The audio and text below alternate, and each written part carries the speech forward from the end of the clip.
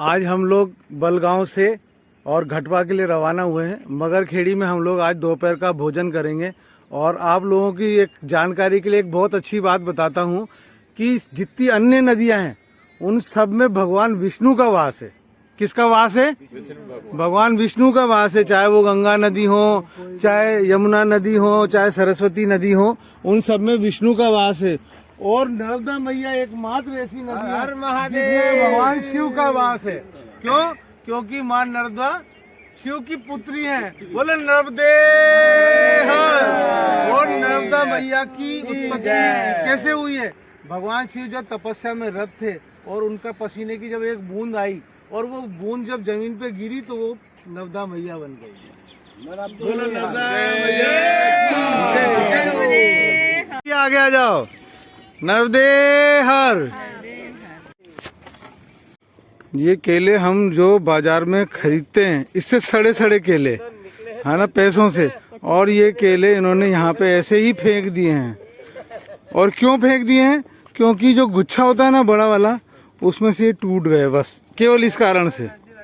देखो ये रास्ते में हम लोग चींटियों के लिए दाना डालते जा रहे हैं। चींटियों के लिए दाना लेके नहीं आए थे, मगर जो बिस्किट बाजार से लिए थे हमने, और उसी का चूरा करके चींटियों के लिए डालते जा रहे हैं। जितना हाथ से निकल जाए उतना अच्छा। आपको पता है नर्मदा नदी जो है भगवान शिव के पसीने से पैदा हुई है और इसी कारण नर्मदा नदी को भगवान शिव की पुत्री भी कहा जाता है। जब नर्मदा नदी का प्रादुर्भाव हुआ तब भगवान शिव ने मां नर्मदा से कहा कि हे देवी वरदायिनी नर्मदे, तुम मेरी देह से प्रकट हुई हो, इसलिए तुम आज से ही समस्त पापों को नष्ट करने वाली हो। और इसमें लेश मात्र भी संदेह नहीं है। पुराणों में तो यहाँ तक वर्णित किया गया है कि माँ गंगा अपने पापों को धोने के लिए नित्य नर्मदा नदी में स्नान करने आती है। और यही कारण है कि ये कहा गया है कि माँ गंगा में स्नान करने से पापों से मुक्ति मिलती है और माँ नर्मदा के दर्शन मात्र से ही पापों का नाश हो जाता है।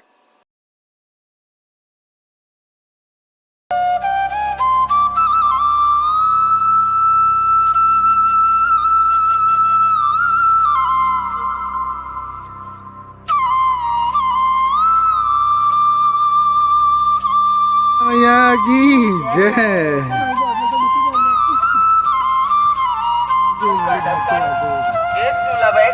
बच्चे देखो दूर से ही टॉफी के लिए कैसे भागते भागते आ रहे हैं। वहाँ से बच्चे भागते भागते आ रहे हैं टॉफी के लिए और सारे इकट्ठे हो गए यहाँ के कि टॉफी बढ़ रही है। और रास्ते में हम लोग टॉफी बांटते हुए जा रहे हैं छोटे छोटे बच्चों को। देखिए कहाँ से आ रहे हैं।